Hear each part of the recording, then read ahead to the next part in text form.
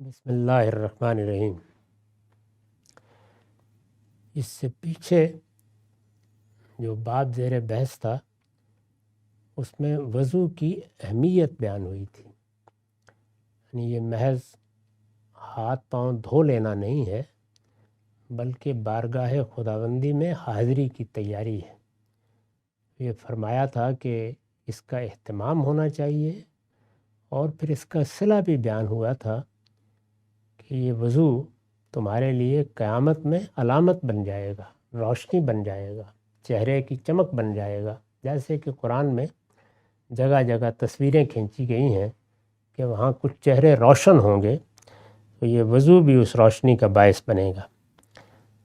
اب کچھ قانونی پہلو زیر بحث آ رہے ہیں، وضو کن موقعوں پر لازم ہو جاتا ہے۔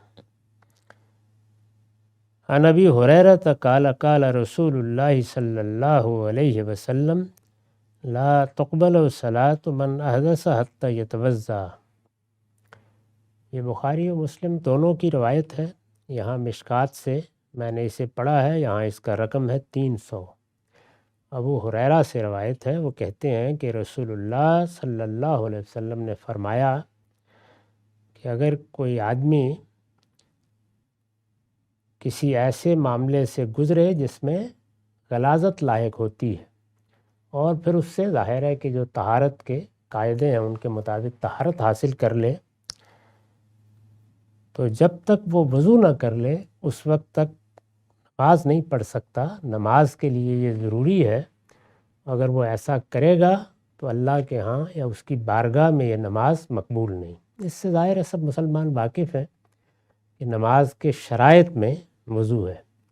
قرآن مجید نے بھی اس کا خاص طور پر سورہ مائدہ میں ذکر کیا ہے، اور یہ فرمایا ہے کہ جب تم نماز کے لیے اٹھو تو وضو کا اہتمام کرو، اور اگر کسی موقع پر پانی نہیں ہے یا کوئی مشکل پیش آ گئی ہے، بیماری ہے، سفر ہے، تو پھر اس کے لیے تیمم کا طریقہ بھی بتایا گیا ہے، تاکہ ذہنی اور نفسیاتی لحاظ سے آدمی اپنے پروردگار کی بارگاہ کی تیاری کر لے۔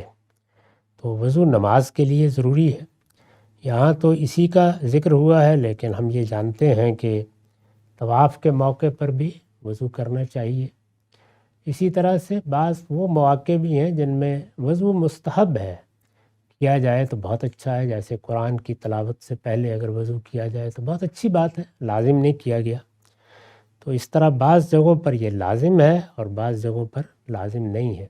یہاں ایک اور چیز بھی سمجھ لینی چاہیے، اور وہ یہ کہ جتنی عبادات بھی ہیں ان کے لیے طہارت تو ہر حال میں ضروری ہے۔ طہارت کا مطلب یہ ہے کہ اگر کوئی غلاظت لاحق ہوئی ہے، جس طرح کہ عام طور پر ہم جانتے ہیں کہ وہ کن صورتوں میں لاحق ہوتی ہے، یعنی کسی شخص نے اگر کوئی رفع حاجت کی ہے، وہ اس نے پیشاب کی صورت میں کی ہے یا دوسری صورت میں کی ہے، یا اس کو جنابت لاحق ہوئی ہے، تو ان سب صورتوں میں طہارت تو فوراً ہی کرنی چاہیے، یعنی جن اعضاء پر کوئی غلاظت لگی ہے ان کو صاف کر لینا چاہیے۔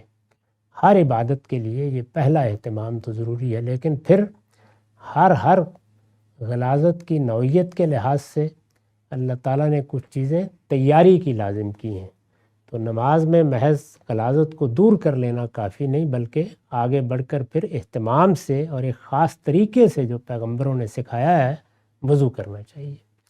اس میں قرآن مجید نے بھی چونکہ سب چیزوں کا ایک ترتیب سے ذکر کر دیا ہے کہ منہ دھویا جائے گا، اور پھر اس کے بعد کوہنیوں تک ہاتھ دھوئے جائیں گے اور پاؤں دھوئے جائیں گے، اس سے پہلے مسح کیا جائے گا سر کا، تو اسی ترتیب سے اہتمام سے وضو کرنا چاہیے۔ یہاں رسول اللہ صلی اللہ علیہ وسلم نے یہ بیان کیا کہ اس کے بغیر نماز کا کوئی تصور نہیں ہے۔ وعن ابن عمر قال قال رسول اللہ صلی اللہ علیہ وسلم لا تقبل صلاۃ بغیر طہور ولا صدقۃ من غلول۔ اسی طرح ایک اور موقع پر ابن عمر بیان کر رہے ہیں کہ رسول اللہ صلی اللہ علیہ وسلم نے فرمایا کہ کوئی آدمی اگر وضو کے بغیر نماز پڑھتا ہے تو جس طرح وہ نماز اللہ کے ہاں مقبول نہیں ہے، اسی طرح اگر حرام کما کر صدقہ کرتا ہے، انفاق کرتا ہے، تو یہ انفاق بھی اللہ کے ہاں قبول نہیں ہے۔ اس سے دین کے اس مقصد کو سمجھ لینا چاہیے کہ یہ دین کس لیے دیا گیا ہے، اللہ کی ساری ہدایت کا منتہائی مقصود کیا ہے۔ بار بار ہم بتاتے ہیں کہ وہ تزکیہ، یعنی انسان کی انفرادی اور اجتماعی زندگی کا تزکیہ، اس کی پیوریفیکیشن، اسے پاکیزہ بنانا۔ یہ پاکیزگی آخرت کی کامیابی کے لیے لازم ہے۔ اللہ تعالیٰ کہتے ہیں کہ میرے فردوس میں وہی لوگ داخل ہو سکیں گے جو اپنے آپ کو پاکیزہ بنائیں گے، اور جتنا پاکیزہ بنائیں گے اس کے لحاظ سے ان کے درجات بھی وہاں طے ہو جائیں گے۔ لیکن پاکیزگی کے جو کم سے کم شرائط ہیں وہ پورا کیے بغیر کوئی شخص میرے فردوس میں داخل نہیں ہو سکے گا۔ پیغمبروں کی دعوت کا نصب العین کیا ہے؟ اللہ کی خوشنودی، جس کے نتیجے میں قیامت کے بعد اللہ تعالیٰ کی جنت میں داخلے کی سعادت حاصل ہوگی، اور دنیا میں اس کے لیے کیا کرنا ہے، یعنی اس جنت میں داخل ہونے کے لیے اپنے آپ کو پاکیزہ بنانا ہے۔ یہ پاکیزگی متعین طور پر بتا دیا گیا ہے کہ ہمارے بدن میں بھی مطلوب ہے۔ اللہ کی بارگاہ میں حاضری کے وقت یہ اسی کا خصوصی اہتمام ہے، یعنی جب غسل کیا جاتا ہے جنابت کے بعد یا وضو کیا جاتا ہے تو یہ زیادہ اہتمام ہے، صرف صفائی نہیں ہے بلکہ اس سے آگے بڑھ کر اسی پاکیزگی کا اہتمام ہے۔ خور و نوش میں بھی، یعنی کھانے اور پینے میں حرمت حلت کے قاعدے ہیں۔ کوئی ایسی چیز انسان کے جسم میں نہیں جانی چاہیے جو پاکیزہ نہیں ہے، جس کو قرآن مجید نے بیان کیا کہ طیبات حلال ہیں، خبائث سب ممنوع ہے۔ اور تیسری چیز اور سب سے بڑی چیز یہ کہ انسان کا اخلاق پاکیزہ ہو، تطہیر اخلاق۔ تو اخلاق کی پاکیزگی کا ایک بڑا پہلو یہ بھی ہے کہ اس کا کمانا پاکیزہ ہو، یعنی پاکیزہ کمانا ظاہر ہے کہ اخلاقی اصولوں کی پابندی سے ہو سکتا ہے۔ اس دنیا میں اللہ تعالیٰ نے ہمیں جس امتحان میں ڈالا ہے وہ کیا ہے؟ دو لفظوں میں یہی ہے کہ جبلتوں کے ساتھ ہمارے اخلاقی شعور کی جنگ ہے۔ اس میں یا جبلتیں جیت جاتی ہیں یا انسان کا اخلاقی شعور جیتتا ہے۔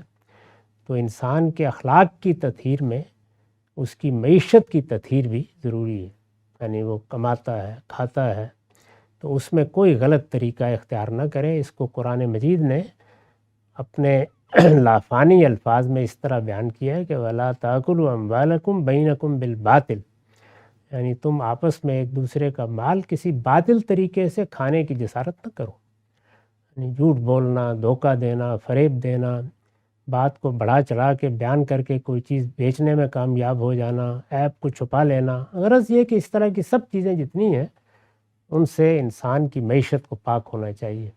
یہاں فرمایا کہ اس کا خیال رکھو کہ جو کچھ تم کماتے ہو اس کے ساتھ بھی اخلاقی اصول وابستہ ہیں، ان کی خلاف ورزی کرو گے تو تمہارا کمانا حرام ہوگا، اور اگر اس حرام کی کمائی سے میری راہ میں کچھ خرچ کرو گے تو وہ بھی مجھے قبول نہیں ہے، وہ پاکیزہ ہونا چاہیے۔ وَلَا صَدْقَةٌ مِّن غُلُولٍ، تو یہ رسول اللہ صلی اللہ علیہ وسلم نے گویا اس کی بھی تلقین فرمائی۔